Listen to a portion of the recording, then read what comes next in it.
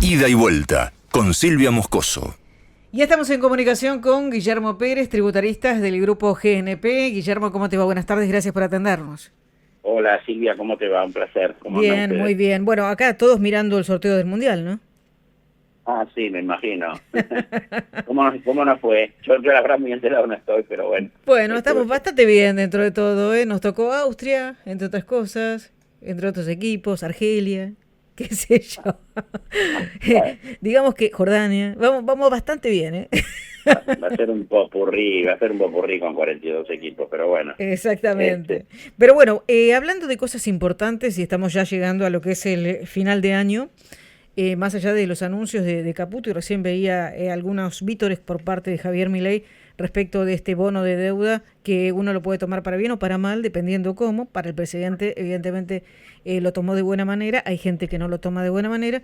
En el medio de todo esto está el final de año, donde tenemos que hacer presentaciones, y el blindaje financiero de final de año. ¿Qué podemos decir de eso? Bueno, a ver, hay algo de lo cual te puedo exponer con un poco más de detalle para tu audiencia, y hay algo que acaba de salir junto con el sorteo del Mundial hace 15 minutos. Ajá.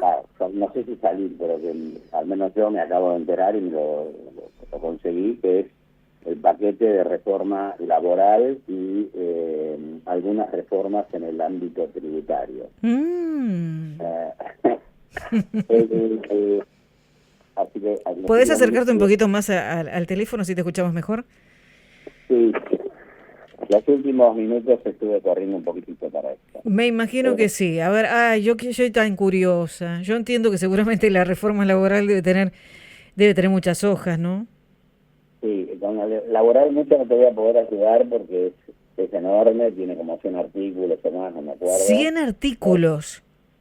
No sé, sí, por lo menos llegué alrededor de 70 y pico y pasé rápidamente a la tributaria como para poder contarte algo más profundo, digamos. Exactamente.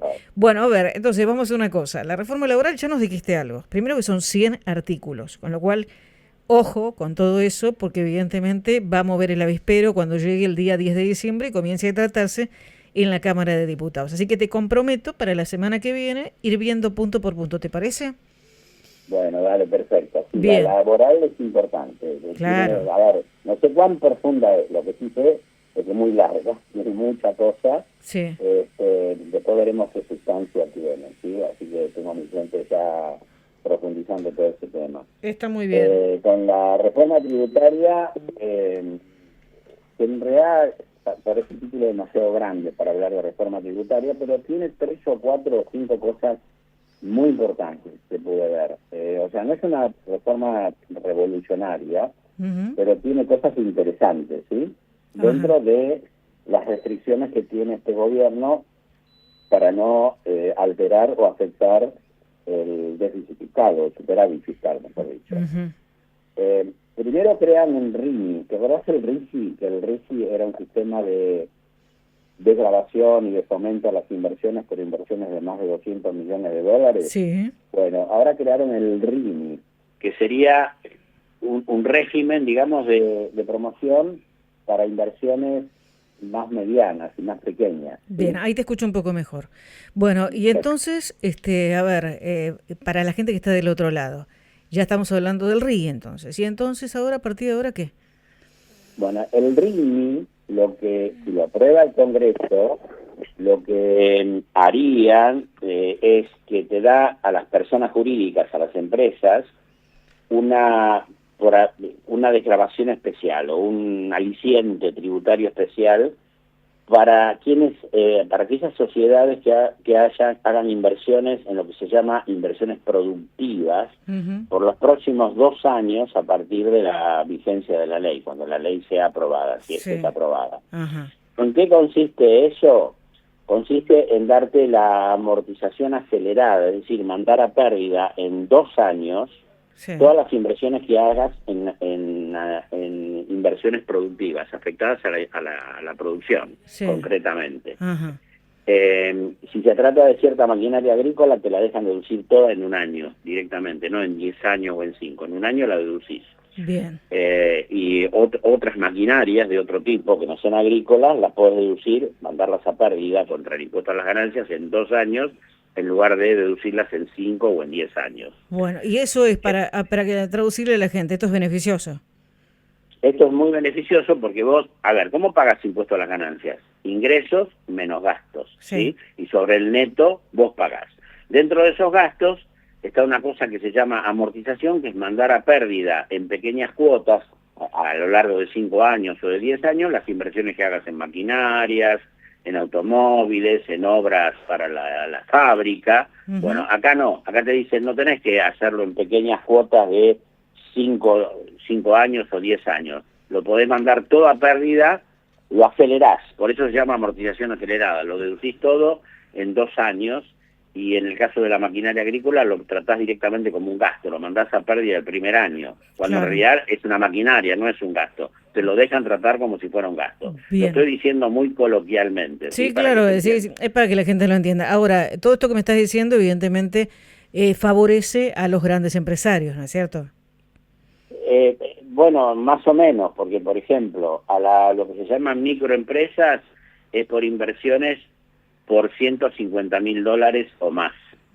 O sea, que acordate que el RIGI era para grandes empresarios, era para $200 millones de inversión. Sí. Esto aplica para las microempresas, se invierten más de $150.000. Bien. Para las pequeñas empresas se invierten más de $600.000. Para las medianas, tramo 1, $3.500.000. Para las pymes medianas, tramo 2, $9 millones. Y para el resto de las empresas, más de $30 millones. O sea, la verdad que abarca un universo de contribuyentes infinitamente más grande que el RIGI, que era un privilegio para esas grandes corporaciones que invertían más de $200 millones. No, acá una micropyme con $150.000 puede acceder al beneficio de la deducción acelerada de las inversiones productivas. Bien, estamos hablando con Guillermo Pérez, que es tributarista del grupo GNP. Te pregunto, Guillermo, claro, esto sin lugar a dudas es beneficioso. Mi pregunta es, viste que hay muchas empresas que están cerrando y, digamos, esas empresas ya no tienen el resto como para poder hacerlo. No, bueno, claramente esto no está dirigido a las empresas, digamos, que puedan tener un problema concreto donde no pueden competir, por ejemplo, contra la importación y están en un proceso de cierre. Ahí, lamentablemente, es un problema macroeconómico que excede completamente el tema tributario. Acá lo que se está tratando de hacer es con aquellas empresas que siguen en carrera, que quieren... A ver, ¿de qué se trata el tema? ¿O cuál es la filosofía subyacente que yo interpreto de esto? La filosofía subyacente es que aquellas empresas que están en condiciones de competir o que quieren mejorar su productividad y por lo tanto su competitividad para poder competir y seguir estando en el mercado y o creciendo en el mercado, ok, yo te dejo que vos cambies las máquinas viejas por máquinas nuevas que te van a permitir ser más productivo y más competitivo, y esas máquinas, en lugar de deducirlas de tu impuesto a las ganancias en 10 años, deducirlo todo en 2 años. Bueno, dentro de todo, eso está bastante bien, evidentemente, para aquel sector que puede hacerlo, y me parece perfecto. Ojalá que todo esto funcione, ¿no? O sea, este es uno de los puntos. ¿Hay algún otro que tengamos que tener en cuenta? Sí, hay 2 o 3 puntos más importantes. Por ejemplo, cuando vos vendés y le sumás el 21% de IVA, ¿sí? Vendés a 100 más 21. Y si la compra fue de 50 pesos, te vino la compra con más el 21% de IVA, o sea, unos 10 pesos, ponele 11 pesos. Bueno, que muchas veces se produce lo que es un saldo a favor técnico, que es que las compras te dieron un IVA más grande, un crédito fiscal de IVA más grande que el IVA que vos vendiste, y te queda ese saldo a favor ahí congelado. Bueno, muchas veces pasa eso cuando vos comprás maquinaria. Suponete vos querés comprar una maquinaria para ser más productivo. Bueno, ahí tenías un problema. ¿Por qué? Porque el IVA ventas por tus ventas corrientes no alcanzaba, que te lo pagaban los clientes el IVA ventas, no alcanzaba a compensar el IVA compra de una maquinaria. Sí te compensa el IVA compra de la mercadería que estás vendiendo, pero no te alcanza a compensar el IVA de una gran maquinaria que compraste y te quedaba ahí un 21% boyando en el aire y que no lo podías pedir la devolución. Bueno, ahora te darían la devolución después de los 3 años. Bueno, está muy bien. Esa es otra buena. Una preguntita.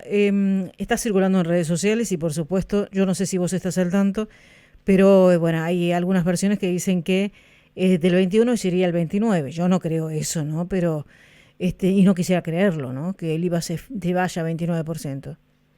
No, mira, es un proyecto muy complejo ese, porque lo que están hablando eso es una especie de super IVA para que con ese 9% compensar el impuesto a los ingresos brutos que cobran las provincias, que vos sabés que ingresos brutos sí que es un impuesto injusto, muy oneroso, muy distorsivo, porque se cobra en cada etapa de la circulación del producto. Sí, Suponete, viene un señor y, no sé, cría las ovejas. Si tuviera ingresos brutos, se lo tiene que facturar al señor que lava la lana.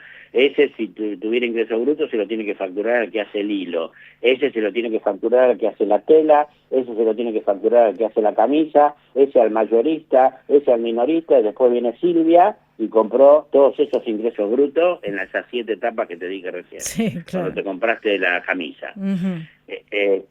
Bueno, están diciendo que ese 9% reemplazaría ingresos brutos, pero resulta que ingresos brutos hoy representa las 3/4 partes de la recaudación provincial de todas las provincias y de Capital Federal.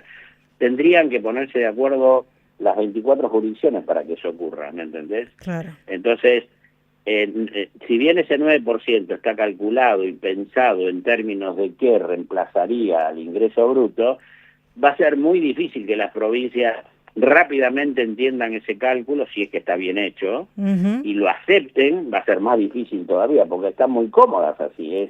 Es una tasa sobre la venta y chao, yo te reviso lo que vendiste, te aplico la tasa y ni siquiera tengo que hacer un cálculo complejo tributario.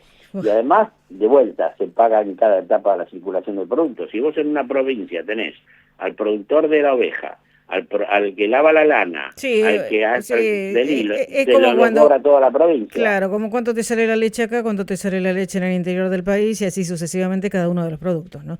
Que le incorporan el transporte, esto, lo otro, y uno termina pagando mucho más. Claro.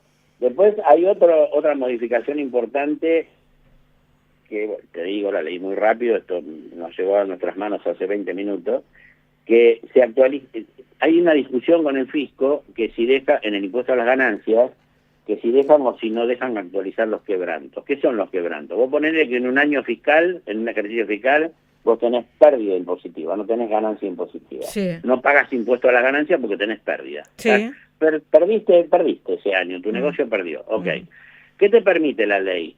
Te permite compensar esa pérdida contra futuras utilidades por 5 años. Entonces vos, en el año 2025 perdiste 10 millones de pesos, bueno, los anotás en tu declaración jurada, y el año que viene ganaste 20, no pagás sobre 20, pagás sobre 20 restando los 10 del año anterior. ¿Cuál era la discusión que había? Que una gran masa de contribuyentes dice de que esos quebrantos se deberían deducir actualizados, porque no es lo mismo 10 millones del 2025 que 10 millones del 2026. Claro, en el 2026, por la inflación, esos 10 millones van a ser 12 millones. Entonces, ahora van a dejar actualizar los quebrantos, pero desde el 2025 en adelante, no para atrás.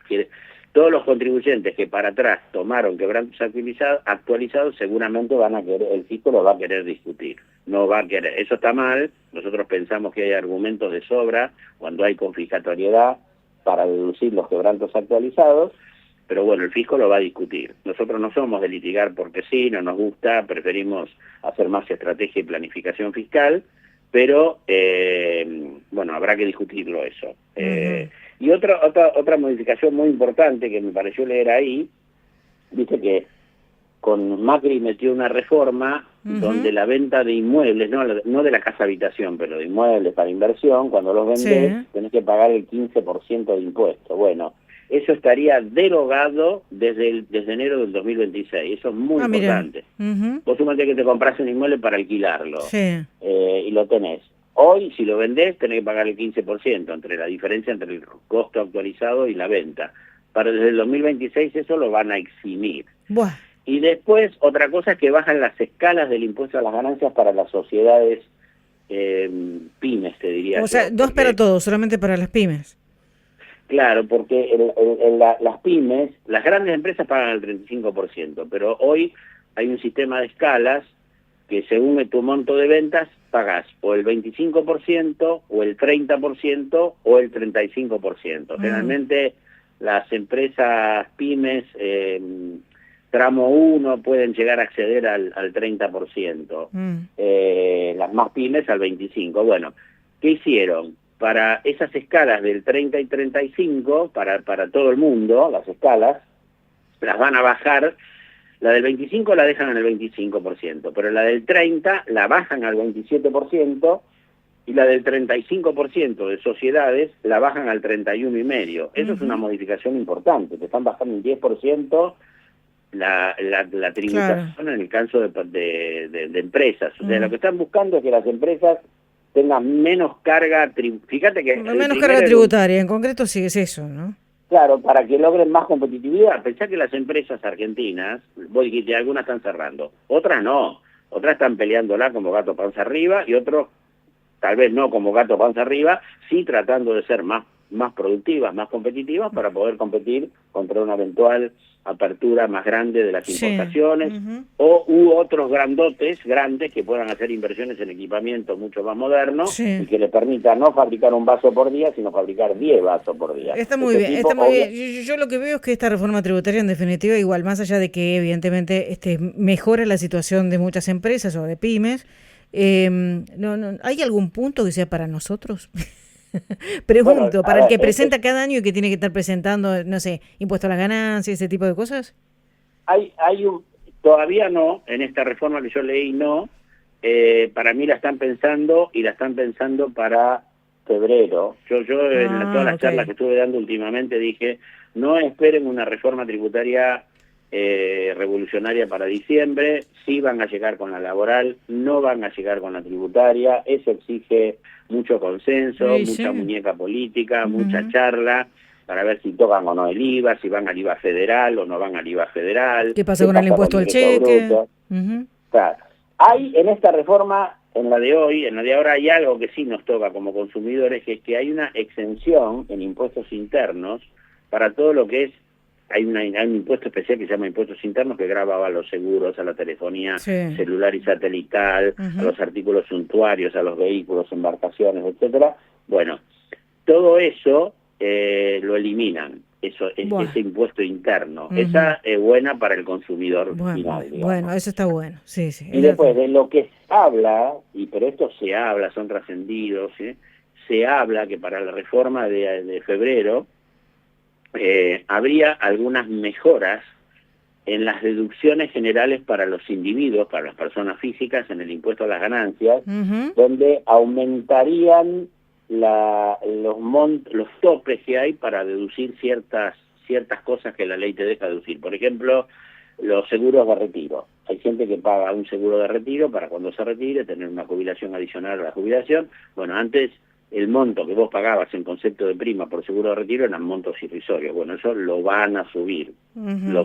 También hay otra cosa que se dice que sería muy importante si la hacen, que es que te dejarían deducir del impuesto a las ganancias los gastos, me imagino con ciertos límites y cupos, los gastos de consumo personal. Para que vos pidas el ticket en todos lados, y que te lo tengan que dar. Exactamente. Claro. Y que te lo tengan que dar, que sería lógico, ¿no? Que te lo den. Y con eso ensanchan la base imponible, porque el tipo que hoy no te da el ticket no está pagando impuesto a la ganancia. Vos le pedís el ticket porque te querés deducir de tu declaración, el tipo va a tener que pagar impuesto a la ganancia. Mira, yo te cuento, hay una farmacia muy conocida, no vamos a decir el nombre, que vos vas y tiene un descuento importante, un descuento importante en algunas cosas, pero en eso que tiene descuento después no aparece en el ticket. Esas cosas que uno dice, y claro, le oye, ¿pero dónde está? Después hay supermercados muy conocidos también, que, por ejemplo, vos vas y te dice la cajera, ¿quiere ticket? No, bueno, es por el ahorro. ¿Vos decís que el descuento no aparece en el ticket? No, eso En algunos, sí, lo he visto.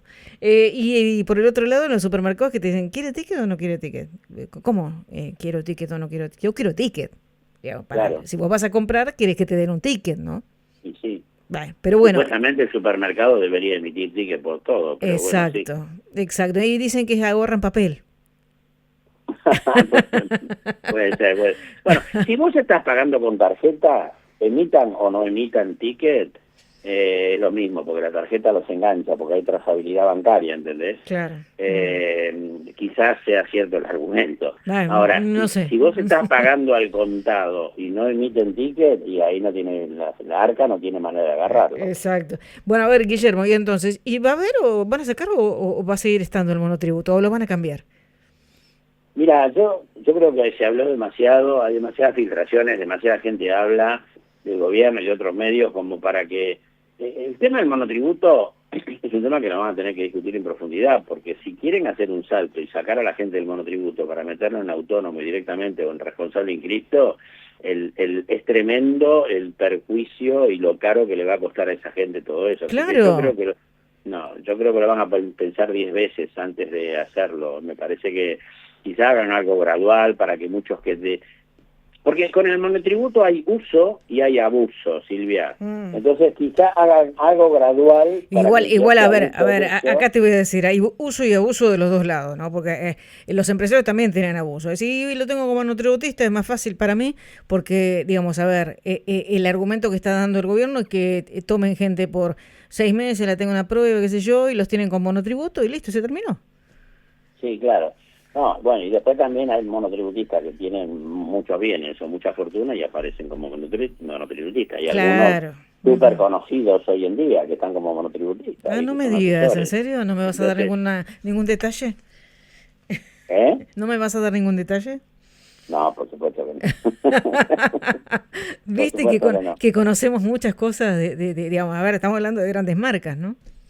Sí, por eso. Ahí, a ver, me parece que algo tendrían que hacer para evitar los abusos, como te decía yo, y sí que haya un régimen de transición que saquen del monotributo a quien no debe estar ahí, y sí debería haber un régimen de transición si uno quiere buscar que digamos, si hay abusitos. Vos tenés, no hay abuso, abusitos y abuso. El abuso claro. hay que caerle con todo el rigor de la ley. Y el abusito hay que generar algún régimen de transición para que se salga de ahí y se meta en un régimen de autónomos y pague impuesto a la ganancia como todos los cristianos que pagamos impuesto a la ganancia. Exactamente. Bueno, Guillermo, quedamos para la próxima. ¿Me vas a estudiar bien el tema de la reforma? No hablamos nada, quedamos para la próxima igual. Acordate que no hablamos nada del tema del blindaje fiscal, dólares en el colchón, que para mí es un tema que está en el Congreso, que ya entró, que no lo trataron. Eso entró cuando fueron las elecciones legislativas de Cava, quisieron hacer ruido con eso. Ajá. Bueno, pasó lo que pasó en Cava, y eso quedó medio como dormido frente a todas las cuestiones electorales que vinieron después hasta las elecciones de octubre. Sí. Pero eso está metido en el Congreso, que tiene que ver con algo ya cumplido, una etapa 1, que es que se derogaron muchos regímenes de información, que se actualizaron mucho los montos para hacer umbrales de información. Ajá. Y después crearon la declaración jurada simplificada de impuestos, donde no te van a revisar los movimientos patrimoniales. O sea, si vos optás porque la ARCA te liquide tu declaración de impuesto a la ganancia, que te aclaro que ningún cliente mío me está pidiendo eso porque cada uno quiere hacerse su propia declaración jurada, nadie quiere que se la haga ARCA. Claro, sí. Pero y además está medio flojo de papeles porque dice que vos te pones en ese régimen simplificado, que te lo va a hacer ARCA y se va a entender que quedás liberado de pago y se presume, sin prueba en contrario, que tiene exactitud, pero, sin prueba en contrario, pero, acá hay una falacia, pero excepto que la ARCA te encuentre diferencias significativas en los montos declarados, con lo cual es hasta ahí que tenés blindaje fiscal, ¿viste? Bueno, vamos a hacer una cosa, porque es tanta la información tributaria y evidentemente, digamos, la gente desconoce. Yo sé que vos sos una persona que conoce todo esto, y que evidentemente sos un apasionado, pero además podés explicarlo abiertamente. Hoy nos metimos en la reforma tributaria porque lo tenés ahí fresquito, no lo tiene nadie. ¿Sí? 15 minutos antes de tu programa. Claro, no lo tiene nadie, entonces está bueno. está bueno saber de qué vamos a hablar o de qué es lo que se va a discutir en el Congreso, ¿no? O sea, porque hablan de reforma tributaria, pero no tienen ni idea, nadie tiene idea de qué es lo que se va a hablar. Así que bueno, después en la próxima vamos a hacer, por un lado, reforma laboral y en otra oportunidad, blindaje financiero. ¿Te parece? Dale, te mando un abrazo grande. Un abrazo, Guillermo. Guillermo Pérez, que es tributarista del grupo GNP y bueno, sí, claro, caliente, sobre la mesa la reforma tributaria. Hoy Viví la primavera. las reglas de Viví juego República. cambian muy rápido. En Grupo GNP estamos preparados para estos cambios. Innovamos.